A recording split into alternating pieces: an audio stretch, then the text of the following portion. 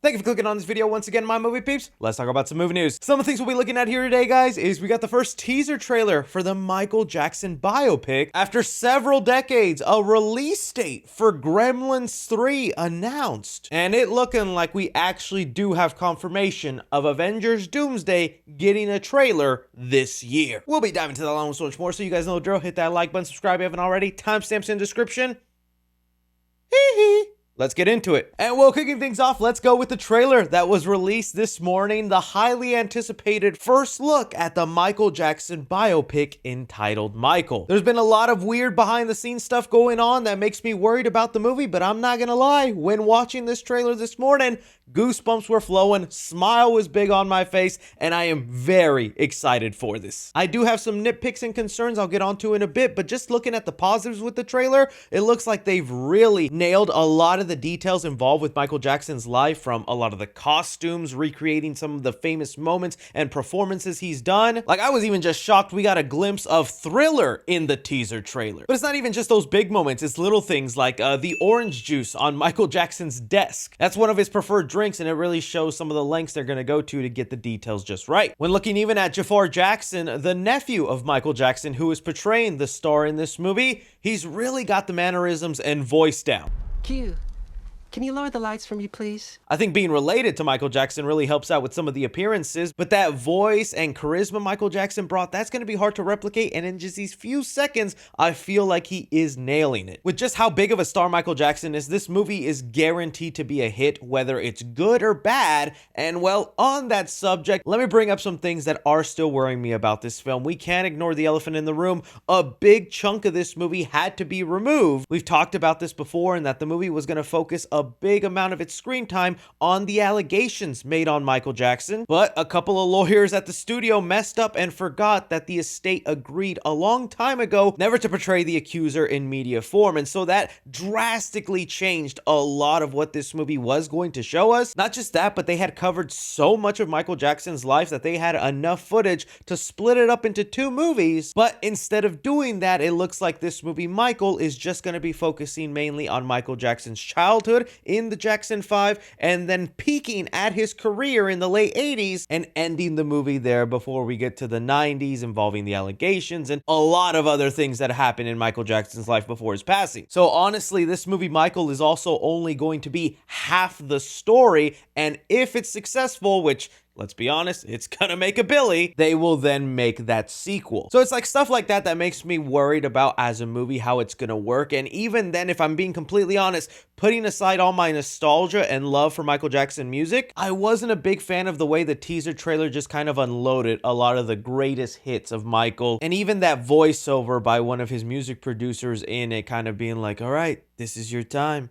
This is where you hit it big. To me, that feels like it paints a picture of a stereotypical biopic of just going through the numbers of starting out poor, getting some fame, rising star, and then hitting it low, the way all biopics go. And with Michael Jackson just being so big, I would hate for his to follow that stereotypical formula, which I know is odd to say because it's like these are real life people, but it's so weird how so many real life famous artists go through that roller coaster journey of like starting from nowhere, getting some fame, super famous, and then downhill all before they died. It's like, even life is a formula, okay? But also weirder if you think if this is only half the movie, then we're gonna end the film at his peak, teasing some other things yet to come. So that's some of the stuff that was going on in my head with the Michael Jackson biopic trailer, but like I said, still very much looking forward to this movie. I hope the movie lives up to the hype, but I throw it off to you guys. You saw the trailer for the Michael Jackson biopic. What did you think of it? Moving on here, this week we also got a huge announcement that made a lot of movie fans excited, and that's the announcement that Brendan Fraser is gonna be returning for another Mummy movie. We have it here from Variety that Brendan Fraser and Rachel Weisz will be returning for a fourth Mummy movie. Along with that, they also revealed that Matt Opland and Tyler Gillette, who are the directors radio silence behind Ready or Not and the last two Scream movies, will be the ones to direct this new movie. And honestly, I don't think that's an entirely bad choice. I obviously enjoyed the last two Scream movies, but I think more in the tone of what they did with Ready or Not and Abigail, since they have more supernatural monster vibes, will probably be a better fit for what they're going going with in this new Mummy movie. Another interesting detail that they also let us know in this article is that they are also most likely going to completely ignore the events of the third Mummy movie, since that one wasn't very much well liked by fans. And well, okay, we know that first Mummy movie is basically a classic. It's a nice action adventure that went about a different way of resurrecting an old Universal monster. It feels like even ever since then, they've tried recapturing that magic with the last two sequels, and a Dark Universe attempt starring Tom Cruise, also named The Mummy. I think it's one of those films that you watch and then you say to yourself, man,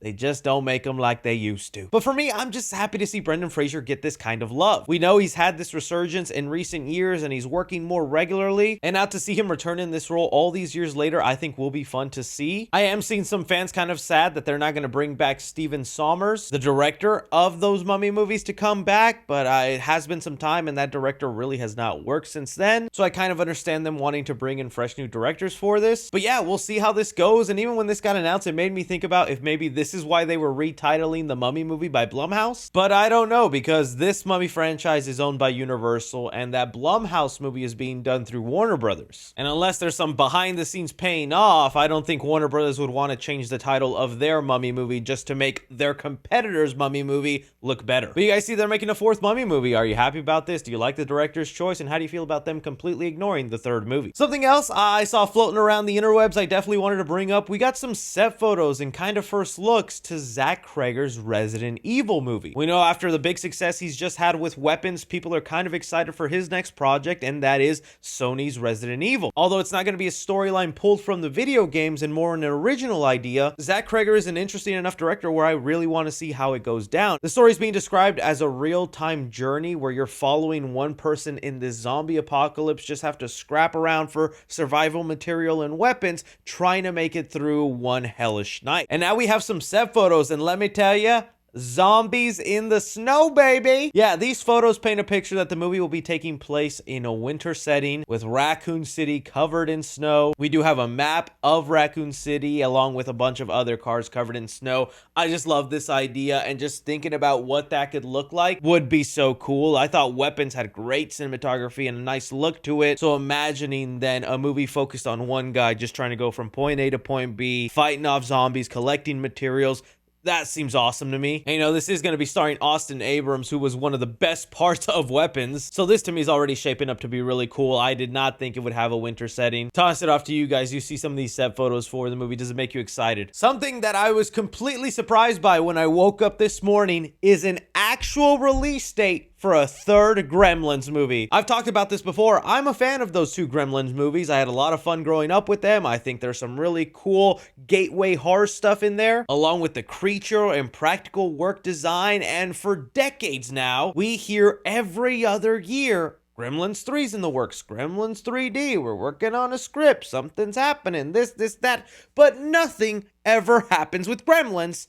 And today we actually have a release date? Yeah, we have it here. Warner's making Gremlins 3 with Steven Spielberg, Chris Columbus returning. The movie currently has a release date of November 19th, 2027. The script will be done by Zach Lipovsky and Adam B. Stein, who were also the people that recently did the script for Final Destination Bloodlines. And okay, a lot to think about with this. Having a release date now actually makes me feel like, yes, this movie is actually happening. I'll wait until they actually start filming. That's when I'll be 100%. But right now, I am at an 80%, and that's the most sure I felt about a Gremlins movie in a long time. Fans were disappointed that it was Chris Columbus directing instead of Joe Dante, who has actually been the director of the past two Gremlin movies. I do agree that is kind of disappointing because I thought he did a lot of neat things with the film, but Chris Columbus has made a real name for himself, and at one point he was supposed to be the director for the Five Nights at Freddy movies, and it's not like he's a stranger to the franchise since he did have a hand on the scripts in 1 and 2. When looking also at the writers of this movie, the Final Destination Bloodline guys, they did pull some like interesting, unique angle into the Final Destination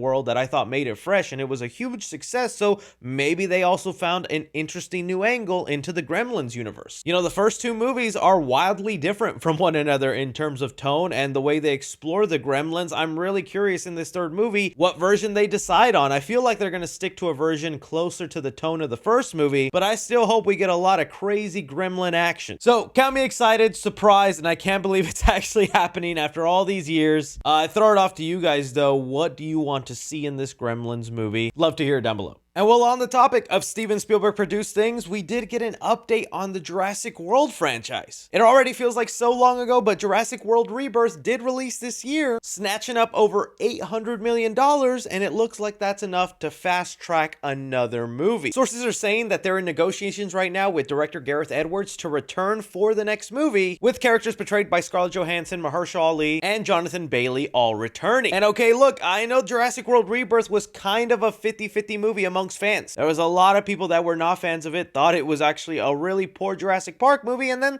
there were some fans like me that I was like, I didn't think it was half bad. I thought all the set pieces and dinosaur action was obviously the best part, but I totally understood people who were disappointed with some of the character work, the overall story. So though, again, I understand why some people wouldn't care that another movie is coming, I am excited that Gareth Edwards is returning, because it's clear his vision and the way he portrayed the dinosaurs was such a refreshing feeling that was desperately needed in the Jurassic Park franchise. They actually felt like scary creatures again. And let's not forget, Jurassic World Rebirth was also a movie that was so fast-tracked by the studio that when they initially approached David Leitch to direct the movie, he wanted to just make it his own, tweak it up a bit, but they were so against that because they already had a vision, they just needed a director to film the movie. David Leitch left the project and it went to Gareth Edwards. This time around, I'm hoping that same situation won't happen, that they are so fast to rush this movie out and Gareth Edwards can actually put in some of his own ideas, some of his own flair, and the movie can feel a little bit more special. We also don't know who's going to be writing the script. It doesn't say here that David Koepp will be returning, who did the script for Jurassic World Rebirth and the first two Jurassic Park movies. And if I'm being honest, since that was my biggest issue with Jurassic World Rebirth, the script and the way the characters were handled, would not mind if they decided to go with a different writer. So to me, I feel like this is a situation where they could only improve from what they did with Jurassic World Rebirth, and I'd be happy to see Gareth Edwards return, but hey, I know there's some people that are just like,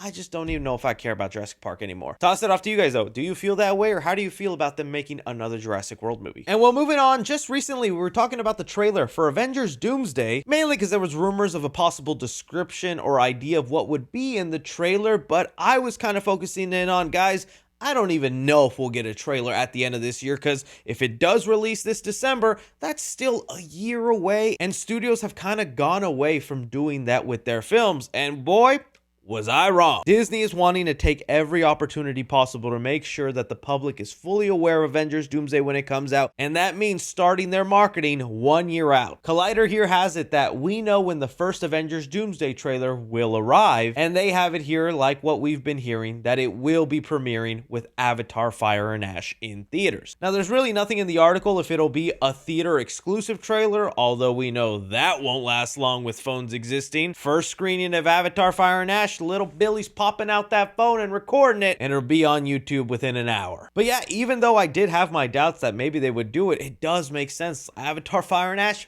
big franchise, big movie. If you want to maximize the amount of eyeballs that are going to be aware of this movie, not a bad place to start. I guess all that's left to discuss really then is how much do they show? How big of a trailer will it be? Since this is still, again, the 1 year mark, I'm not expecting a lot from this trailer. A lot of rumors are pointing that it's going to be Doctor Doom focused, and it's really just going to be about Robert Downey Jr.'s version of this character, which I think would be smart, but even just, little snippets of all the other heroes would be cool. But after all the years since an Avengers movie, it's kind of crazy that within a month and a half time, we will have our eyeballs looking at a new trailer for a new Avengers film. This is where I bring it off to you guys. How do you feel about Disney starting the 1 year out marketing that has now become very unusual for studios? Is it going to pay off for them? And how much stuff do you think they actually reveal in this trailer? Anyways, guys, that is all movie news we currently have going on right now. Oh, and thanks so much for taking time out of your day to watch me talk some movie news. Don't be forgetting to hit that like button, subscribe if you haven't already, follow me on Twitter at 3C Films or on TikTok at 3C Films. But as always, I'm Chris.